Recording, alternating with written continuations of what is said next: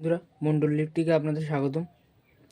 তো আমি আজ সিআরটি টিভি রিপেয়ার করে দেখাবো। টিভিটার প্রবলেম হচ্ছে ভিডিও নিচ্ছে না। স্ক্রিনে লাইট আছে কিন্তু ভিডিও নিচ্ছে না, ঠিক আছে? তো প্রবলেমটা আগে দেখাই, সমস্যাটা কি। তো ভিডিওর জ্যাক আমি দিয়ে রেখেছি, AB1-এ আছে, ঠিক আছে? জ্যাকটা আমি দিয়ে রেখেছি কিন্তু কোনো ছবি নেই, ভিডিও নেই। এমনি টিভির স্ক্রিনে লাইট আছে, মানে ভিডিও নিচ্ছে না, ঠিক আছে?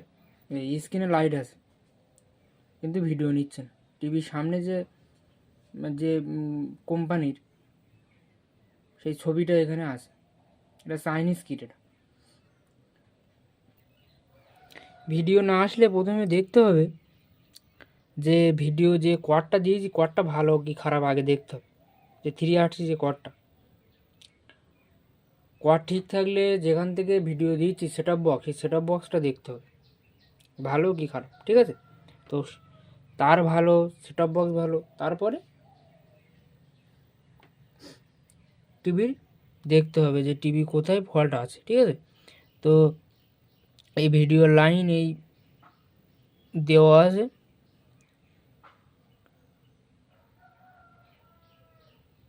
তো এখান থেকে এই লাইনটা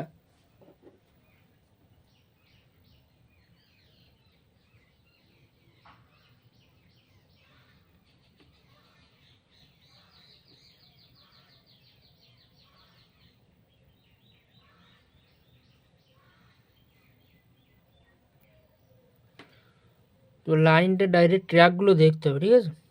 তো যে সিগন্যালটা ডাইরেক্ট জ্যাক থেকে যেটা মেন আইসিতে গিয়েছে, যে প্রসেসর যে আইসি, সে আইসিতে গিয়েছে, সেটা সেইখানে দেখতে হবে।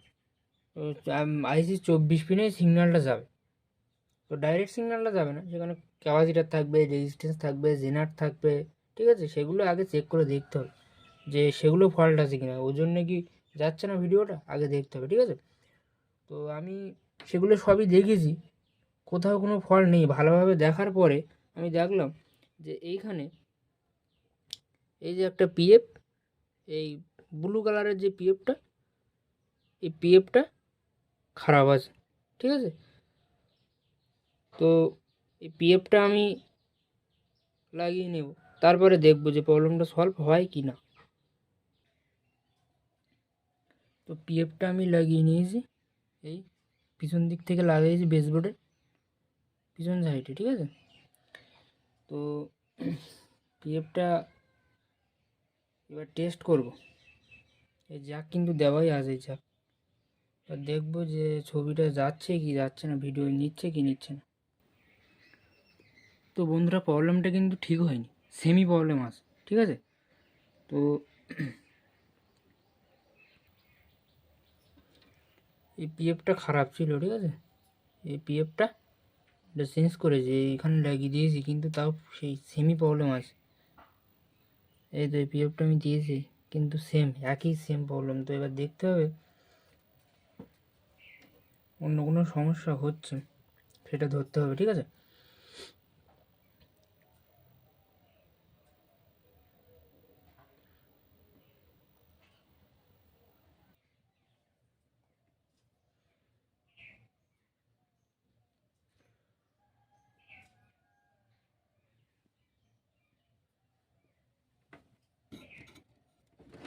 আইসিটা দেখতে হবে, আইসি ফল্ট।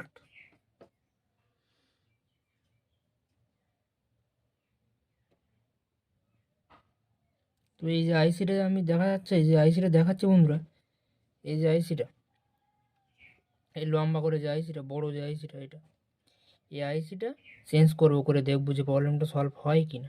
আশা করছি আইসিটা চেঞ্জ করলে প্রবলেম সলভ হয়ে যাবে। মানে বেসিক্যালি এই আইসির জন্য এই সমস্যাগুলো দেখা দেয় বেশি। এছাড়াও অন্য অন্য পার্টসের জন্য হয়, জেনার, যেমন আগে বলেছি, জেনার, রেজিস্ট্যান্স, ওখান থেকে যে ভিডিওর যে লাইনটা ডাইরেক্ট এই আইসির যে 24 নম্বর পিনে আসবে, এই ওখানে কোনো পার্টস যদি খারাপ থাকে বা মেমোরি আইসি যদি খারাপ থাকে, তার জন্য হতে পারে। কিন্তু সেগুলো সব আমি চেক করেছি, সব ঠিক আছে। তো আইসিটা এবার চেঞ্জ করবো, করে দেখবো যে প্রবলেমটা সলভ হয় কি না, ঠিক আছে।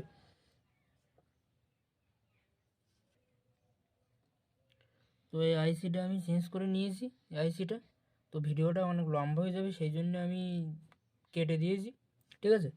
তো এই আইসি 64টা পিন, ঠিক আছে। আইসি এই তুলতে গেলে অনেকটা সময় লেগে যাবে, অনেকটা সময় লাগবে, সেহেতু সেই জন্য আমি ভিডিওটা কেটে দিয়েছি। আইসিটা আমি তুলে নিয়েছি, তুলে আবার নতুন একটা আইসি দিয়েছি। এবার দেখবো যে প্রবলেমটা সলভ হয় কি না। এবার ভিডিও লাইন দেবো, ভিডিও লাইন দিয়ে দেখবো, ঠিক আছে। ভিডিও লাইন আমি দিয়ে নিই। তো প্রবলেমটা দেখো বন্ধুরা সলভ হয়ে গিয়েছে, ঠিক আছে।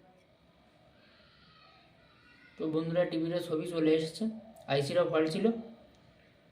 তো ফেসবুক থেকে দেখলে ফলো করবে, ইউটিউব থেকে দেখলে সাবস্ক্রাইব করবে। এরকম ইলেকট্রিক ভিডিও দেখার জন্য চ্যানেলটাকে সাবস্ক্রাইব করে রাখো। এটা এলইডি এসছে রিপেয়ারের জন্য। তো সবাই ভালো থেকো, নিজের খেয়াল রেখো। ভিডিওটা সম্পূর্ণ দেখার জন্য অসংখ্য ধন্যবাদ।